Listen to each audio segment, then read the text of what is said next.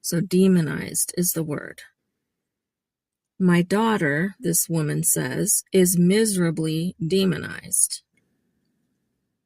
So just for some background on that, let's look at just a couple different scriptures that mention other people who were demonized.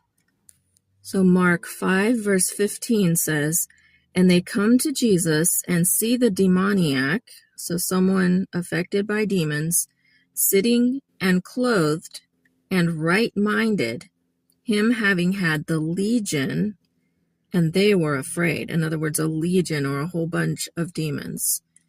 So when the people saw this person who had been affected by demons, by a bunch of demons, a legion of demons, they saw this person sitting, clothed, and in their right mind, they were surprised. They were afraid to see him that way. So in other words, the demons had caused this person not to sit, not to be clothed, and not to be in their right mind in the past, before Jesus healed them. Mark 5 verse 5, and always, night and day, he was in the mountains and in the tombs, crying and cutting himself with stones. So this is what the person was doing when they were affected by demons. So night and day, so 24/7 he's doing this. He's not living a normal life of sleeping and being awake.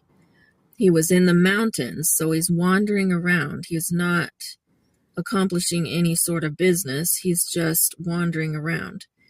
And in the tombs, so he's hanging out at the cemetery, crying. So this crying could be that he's sad and crying, or that he's yelling. And I think we're all familiar with some people who just go around wandering 24/7 and yelling randomly. And cutting himself with stones. So cutting himself was another symptom of being affected by demons.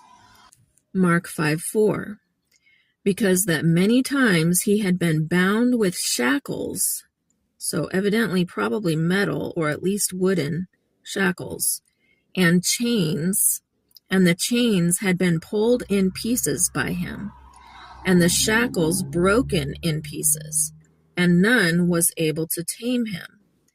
Okay, so if you were to wander around the mountains